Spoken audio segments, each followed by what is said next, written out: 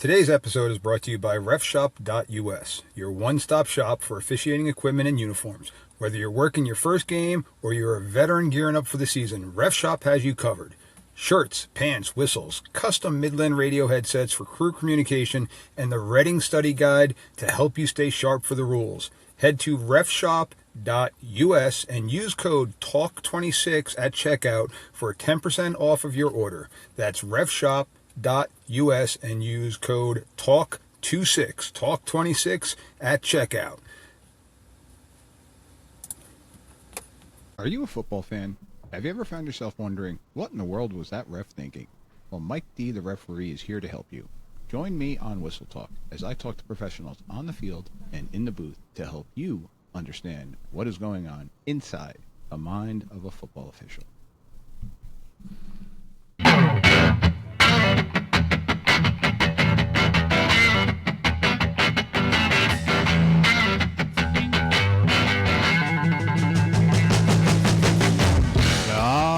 Ladies and gentlemen, welcome back to another episode of Whistle Talk. Mike D, the referee, joining you once again with my good old buddy Coach Chip, joining us once again from Georgia. Coach Chip, how you doing, buddy?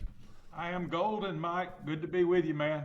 Absolutely. Love talking with you and love having you on. So thank you once again. Coach Chip, before we dive in, let everybody know where they can find you, and then we're going to dive in. We got a packed show tonight.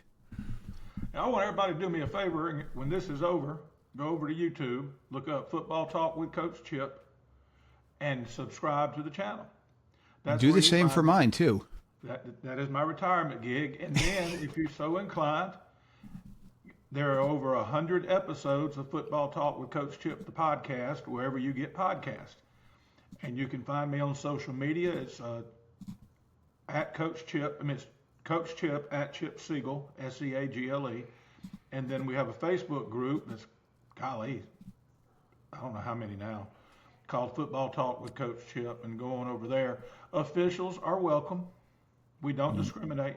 Bless your hearts. All right. And I got to give my little plug here. So if you're enjoying the show, do me that favor too and go to that YouTube and go to all those other podcast things and hit those like buttons. Hit those subscribe buttons for both. Go to it now. Look up Whistle Talk on YouTube. Look up Mike D, the referee. Look up Coach Chip. Hit those subscribe buttons. They are absolutely free for you. They do not cost you anything, and they may make us a little bit of money on the side. So it does help us out, but it is totally free. And while you're at it, I'd love for you to possibly leave a quick rating on your podcast reviews that you have. 5 stars, 4 stars, 1 star. I don't care. Just get it out there, because what these reviews do is they help the algorithms push us out a little bit more so that more people can find us. And the more people that find us, the more people that can understand this great sport of football that we both love. And we're trying to continue to grow. So do us those favors and hit those spots up for us. We truly do appreciate it. So Coach Chip had my first 7-on-7 tournament this past weekend, and I was lucky enough I got to do 2 of my son's game. My son is playing. He's practicing right now with the varsity team as a freshman. They had a couple freshmen up practicing and working with the varsity, and he got to play in 5 varsity scrimmages, 25-minute 7-on-7s, but it was good for me. It was good for 11 of my buddies that we got out there and we were able to officiate it and start getting moving and grooving and just looking at our keys and different things like that. So got the season rocking and rolling for us now. Now, they won't let you call on Friday nights when he plays, right? I cannot. Nope. Yeah, I can't even do the school. So if he's playing freshman football, I could do freshman, but I can't do any of the varsity, even if he's just on the freshman team. So I got to stay away from that conflict of interest, and I completely agree with it. I wouldn't want to do that. But I may or may not be doing a couple of the freshman games this year, which could open me up for a little backlash by some people, but it's a freshman game, so it's another practice where the kids are playing games. So trying to get them ready for Friday Nobody's nights. keeping up. There's no website that 100 years from now they're going to look up who won that freshman game. Correct. There's no record boards being kept, nothing like that whatsoever. So remember this word, y'all: developmental. Yes.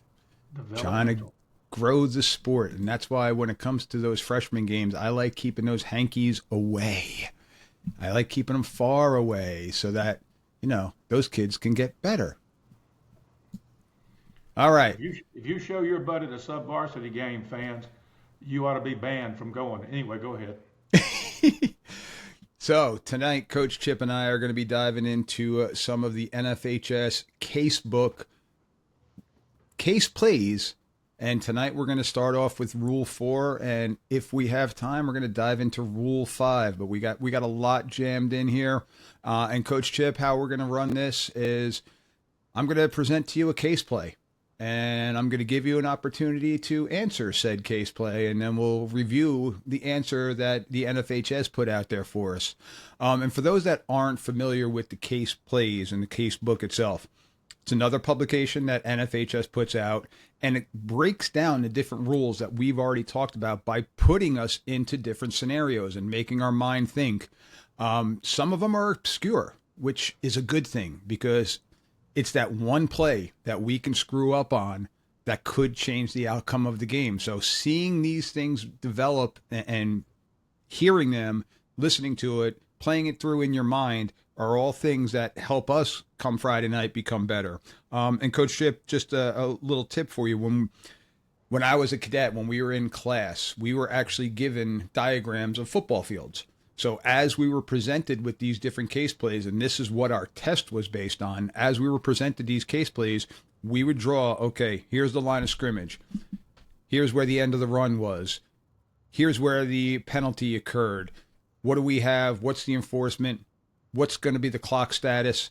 And all those different things. What hash are we going to then replay the down at or move the ball to and all those different things? So we literally diagrammed everything. So it's tough right now, so if you're listening and you're in a car, don't take out any diagrams. But if you're at home and if you're able to watch this on YouTube, we got the video on YouTube and we got the video on Spotify. Hint, hint, wink, wink. Unfortunately, Apple Music, we could just listen, but that's a whole nother story. But make yourself a little chart, just a little football diagram, couple yard markers, couple hash marks, and go from there. So it really helps with working on these plays. Oh, so, yeah. Coach, When I was doing my homework, looking at it, I said, man, you got to draw this up. Because some of them, they go K1, K2, R1, R2, it helps to diagram it. I'm glad y'all do that in your training.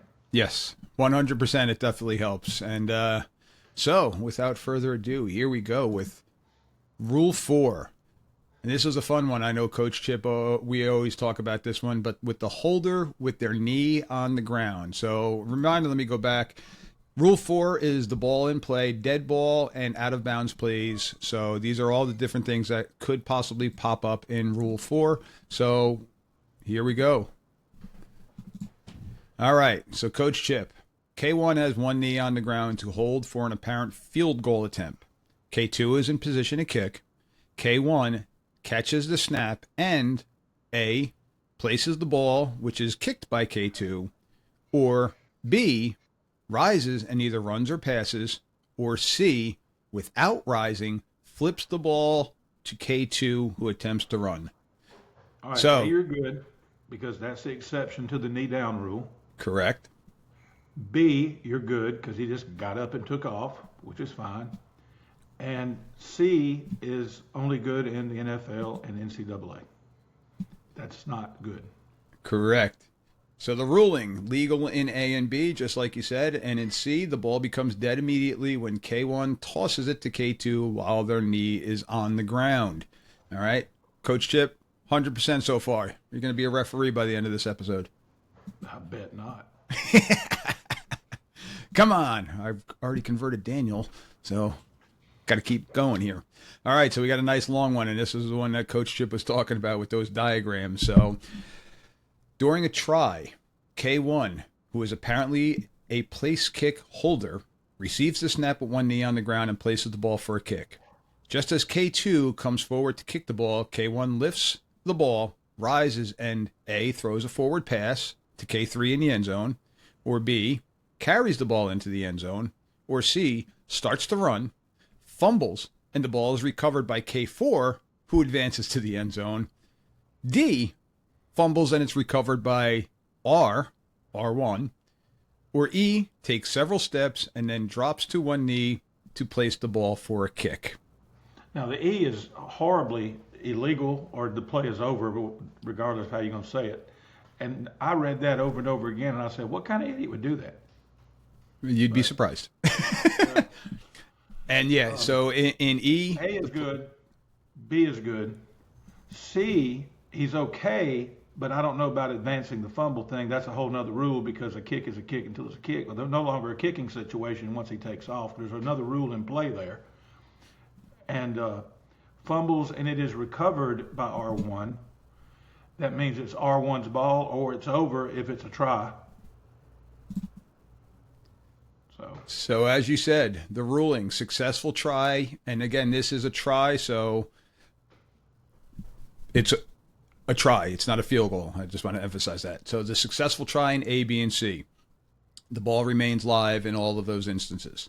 In D, the try ended with the recovery, and with R1 may not advance the ball.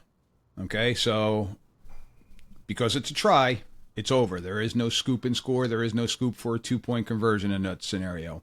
And in E, the ball becomes dead once they go back to the ground, just like you said. Have you ever even heard of that? No, because usually, again, this is the obscure, but this is the one where you're sitting there watching it, and then you're like, wait a minute, did he just do that?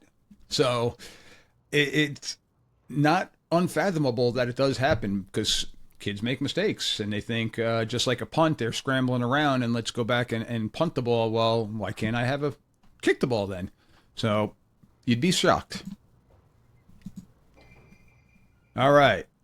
One more here for number 3. At the snap, K1 is in position to kick and K2 is in position to hold for a place kick with one knee on the ground. The snap is high or it bounces once, and it is necessary for K2 to lift their knee off the ground in order to catch or recover the ball. K2 catches the snap, and A immediately drops back down to one knee and places the ball for a kick, or B immediately drops to his knee, then rises and passes the ball, or C takes several steps, then drops to the knee to place the ball down, or D takes several steps and fumbles the ball, which may subsequently be recovered and advanced by K1 or K2. I think they're all good except for that one where he runs around. The ruling, the ball remains live in A, B, D. So C takes several steps and then drops to his knee to place the ball. In C, the ball is dead when K2's knee touches the ground because he did not go back down immediately. Now, I know this is going to sound obvious to you, Mike, but please, when y'all are meeting, make sure everybody understands that. Because I've seen it where it's a high snap, the kid jumps up, catches it, and brings it back down. And they kill it. Yep. Please make sure everybody in your association, officials around the country listening to this podcast, please, and don't say like, well, you're talking down to us now. No, I'm not. I'm telling you what I've seen. Yeah. I am called Captain Obvious for many reasons because I will state the obvious because I have found over the years, the decades, the obvious is not obvious to everyone. I say in my class, it's a lot. Common sense is not so common. Correct. Which is why I state the obvious a lot of times. You said. And it's even if it is, if we think it's obvious, going back and re-listening to it, rereading it, re-watching it, whatever it is that you need to relearn these things or to remind yourself, that's all we're trying to do right now. And some of the stuff your listeners are maybe, oh, what the heck, that's an easy one. Well, just listen to it. Put it back in. Plant that seed again in your mind. So I told you this a few years ago when we first started talking, and I'm going to say it again. It's a different scenario. But it goes along with the example of stating the obvious and make sure they know. You got to teach everything. The time the guy said that the field goal was no good because it was too high. Love it. Remember me telling you that? Yes. Yep. Oh, and then later when the apology was issued, I said, I'm not blaming him. I'm blaming y'all for not making sure he knew that. Yep. Because one guy can save that crew. Run their butts out here and assume they know football. Yep. And every time you tell me that story, I always think of Major League with the home run. That's not a home run, too high. Yeah. All right, so fair catch signal now. So K1's punting on 4th and 10 from their own 20-yard line. The kick is high and it is short. Basically a high school punt. R1 gives a valid fair catch signal beyond the neutral zone and then muffs the kick. The ball rebounds behind the neutral zone where A, K1 recovers the ball and advances it to their 18-yard line. B, K1 falls on the ball at his 15-yard line. C, R2 falls on the ball at K's 9-yard line. Or D, R2 recovers the ball at K's 9-yard line and then is tackled immediately. Coach Chip. One at a time. K1 recovers the ball and advances to his 18-yard line. It's their ball, 1st and 10. Because it crossed the line of scrimmage and it was muffed. And it's a new set of downs, correct? For who? New set of downs for who? For K. Well, if they're punting from their own 20-yard line and they return it back to their 18-yard line, did they get the line to gain? Short, but because of the muff, I was thinking maybe it starts over. Okay. I'm just making sure you knew that part. Okay. All right. B, K1 falls on the ball at his 15-yard line. That R gets the ball. Okay. No. It's still the same thing because it was muffed. It's first and 10 for the K team. C, R2 falls on the ball at K's 9-yard line. That's 1st and 10 for R, 1st and goal for R at the 9. D, R2 recovers the ball at K's 9-yard line. Oh, by the way, officials, don't believe what I'm saying. Wait and see. Let Mike score my test. Yes. R2 recovers the ball at K's 9-yard line and is tackled immediately. That's 1st and goal for R again. So, the ruling. Legal advance by K1 in both A and B. It will be an automatic first down for K in both A and B because R1 touched the kick beyond the neutral zone. So they get it. So you're right, the change of possession. In C, it's R's ball, 1st and goal from the 9. And in D, the signal by R1 causes the ball become dead at the spot of the recovery. The covering official should sound the whistle as soon as R2 or any other receiver recovers the ball. So they should not even worry about getting tackled because the legal fair catch was given. And I was right on all of them. You betcha. I've trained you well, my friend. That and decades of football. In fact, you sent me the answers, but I'm having to memorize them right now. Yeah. I don't have it in front of me. That would just be cheating. All right, next one. K1 punts from midfield, and R1 gives a fair catch signal at their 10-yard line.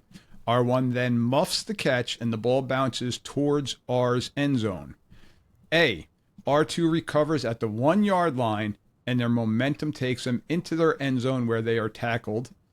B, R3 recovers it, and it's downed on R's 2-yard line. Or C, K2 recovers and is downed at R's 5-yard line. So, Coach. Okay, let's go through one at a time. I think it's not a safety because when he gave a fair catch. So when he got hold to it, the play was over. Okay. B, R3 recovers and is down. Same thing. It's R3's ball. It's R's ball, 1st and 10 from the 2. Mm-hmm. K2 recovers and is downed on R's 5. It was muffed, so it's 1st and goal for R. In A, it's R's ball at the 1-yard line because the ball becomes dead when R2 recovers the following fair catch signal. Yay. Nailed it.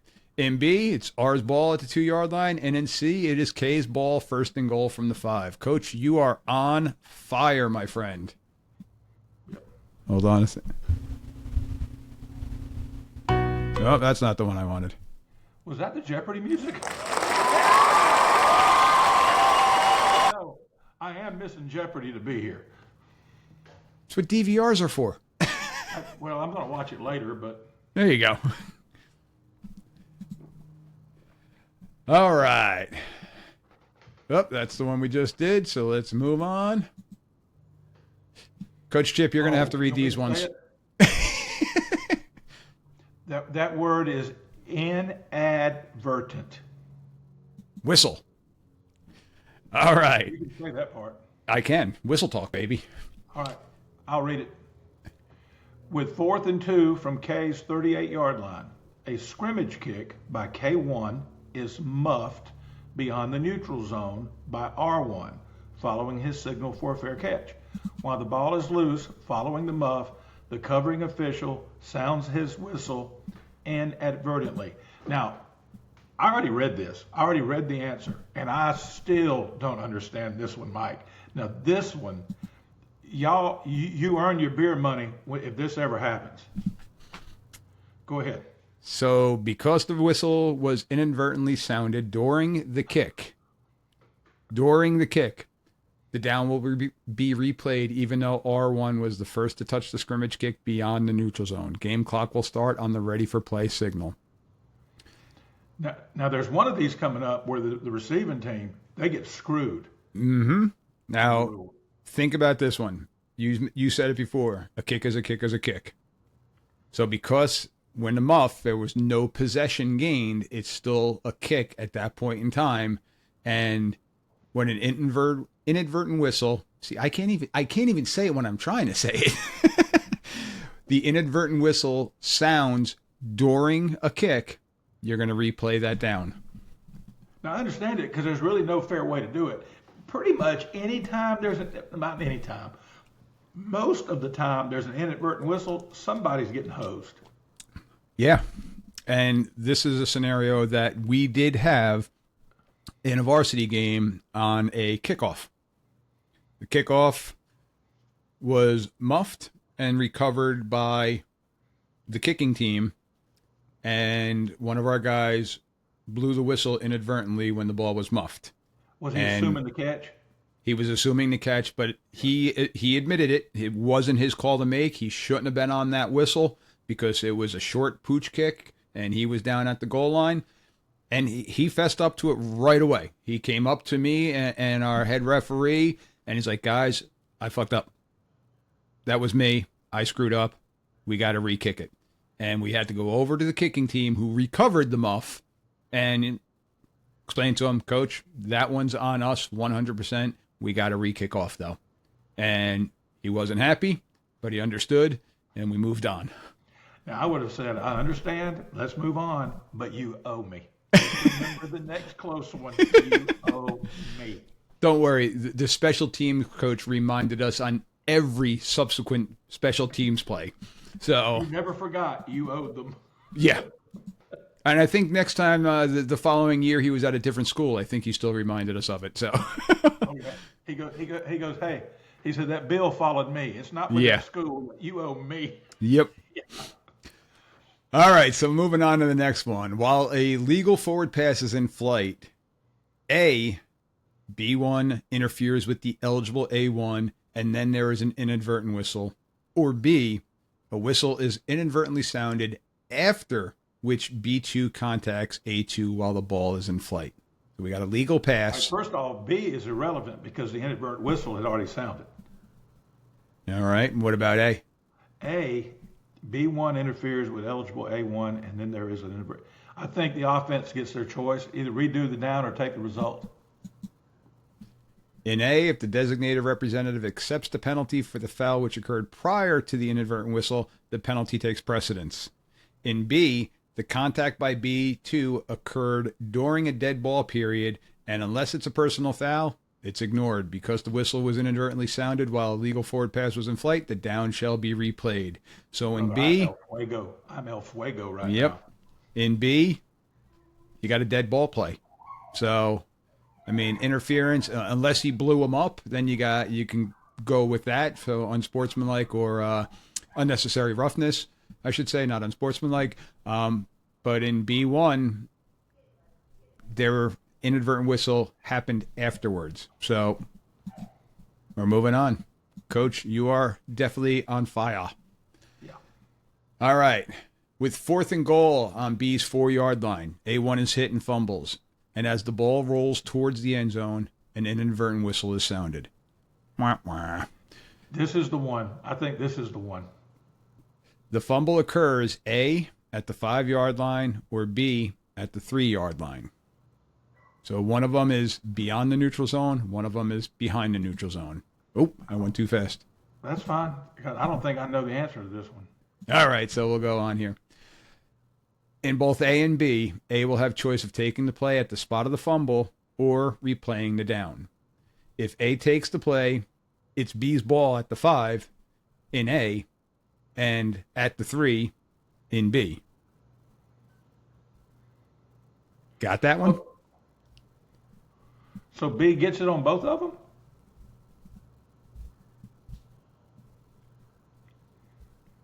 Whenever an inadvertent whistle sounds while the ball is a loose ball following a fumble, the ball is returned to the spot at which the fumble was last possessed. Theoretically, this is where the ball becomes dead. Regardless of where the ball is fumbled, the team last in possession may choose to have the ball put in play where possession was lost and count the down, or choose to replay the down. So, they're going to replay the down. Correct. This is where B gets hosed. Yeah.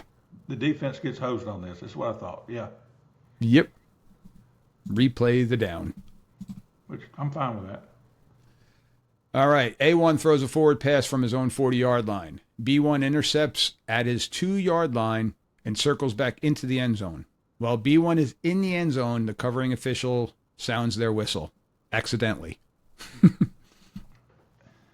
I think there's going to be a redo on this one too.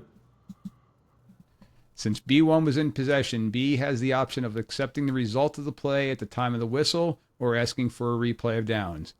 Since the result of the play would have been a safety, they're probably going to replay the down. If he didn't go in between a rock and a hard place, that's damned if you do. Okay, either you're going to get a safety or you're giving the ball back to the offense. Yep. That is crazy. But I don't know any other way to resolve it. If he didn't circle back into the end zone and was at the 1-yard line when the whistle blew, they're getting the ball at the 1-yard line. But because they were in their end zone and they ran into their end zone, now it's going to be a safety. Well, let me ask you this. Okay, if he intercepts it on the fly and his momentum carries him in, does that have any effect on the outcome of it? Depends on what they're trying to do. But if it's definitely momentum, yes, that would change it because they're going to get the ball back at the spot. But because he circled back into his own end zone, by choice. So by choice, correct. In that scenario, he done did it himself. Okay, well, you got to coach those kids up. All right, moving along here. Got a couple more slides here for Rule 4. All right, A1 is in a scrimmage kick formation with their back heels on the end line of the end zone. Okay, so this is your I don't know, your short punt, whatever, your tight punt formation where everybody is in tight instead of having the flankers out wide or the gunners out wide, everybody's in tight for the tight punt. On a high snap, the potential kicker jumps and is able to keep the ball from going out of bounds or out of the back of the end zone. But the ball falls to the ground and is rolling around 5 yards into the end zone. In a panic, A1 kicks the ball off the ground and it rolls to the A25 and is bounding around when there's an inadvertent whistle. The ball rolls dead at the 27-yard line. All right, I'll let you deal with the whistle, but let me tell you this. Kicking that ball on the ground was illegal, so a penalty in the end zone results in a safety. Now, you explain the inadvertent whistle part. Correct. So now B has the choice of accepting the penalty for the illegal kick, which if it is accepted, results in a safety against A. If the penalty is declined, the inadvertent whistle rule allows A to ask for a replay down since the ball was not in possession at the time of the whistle. Right, B is going to take the safety. Yeah, they're going to take the safety, yeah. Correct. So they're going to accept that penalty because the penalty happened prior to the inadvertent whistle. So they're going to accept that one and take the 2 points and still get the ball. And that's a big one for us to know because many people think, well, inadvertent whistle, we're just going to replay the down. Mm-mm. That one. I've never understood why it's illegal to kick a loose ball. Because to me, it would be nothing but a delayed drop kick. You know, you drop it, it touches the ground, and you kick it. The ball's on the ground, you kick it, you know? Yeah, I don't know. I don't know the rationale, but I know that that's always been the rule, so. Yeah. All right, the inbound spot now. We're going to talk about where the ball is going to be placed. A has a 3rd down and 7 to gain at B's 30-yard line. So they're going in. A1 leaps near the sideline to attempt to catch a pass near B's 30-yard line. So basically at the line of scrimmage. A1 is airborne trying to make the catch and is knocked backwards by B2 attempting to make the tackle, and A1 lands outside the sideline at B's 32. Or B, airborne when he controls the ball attempting to complete the catch and is carried off the field by B2 landing out of bounds. Coach, what do you got? All right, now A1, I may be all wrong here. He's going to get his forward momentum, his forward motion. In which ones? Both? A. But now on B, that's incomplete pass because there's no. It's like basketball. There's no such thing as a forced out. You got it backwards.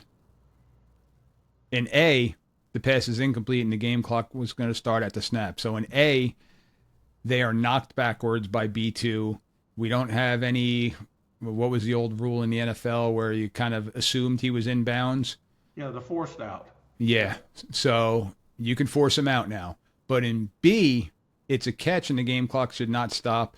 In B, it's because he was carried out. So he possessed the ball, he was landing in bounds, and he was carried out of bounds. Oh, okay. So he was carried out. It could be a forced out. Correct. In the referee's opinion, if he could have come down on his own accord. Even in A, he could have come down in his own accord, but he got hit backwards. Correct. Yeah, okay, but that makes sense because let's say the ball is 5 or 10 yards from the sideline and the guy just picks him up and runs his ass out of bounds. Correct. Then you're going to have your forward momentum or forward progress. I'm sorry. All I do is watch football. I was watching 1980 game today, college. Nice. Pass interference.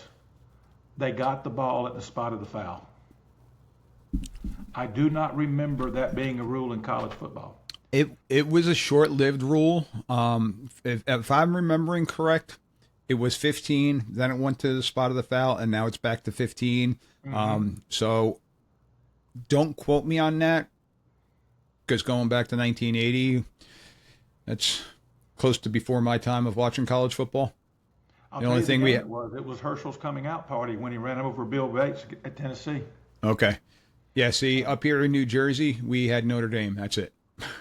Notre Dame was on ABC every Saturday. And I went like, wait a minute. And I said, that must have, because it was an SEC game and it was on TV, so there'd have been a big stink had it been just the wrong thing. I said, Well, apparently that was a rule and I just don't remember it. All right.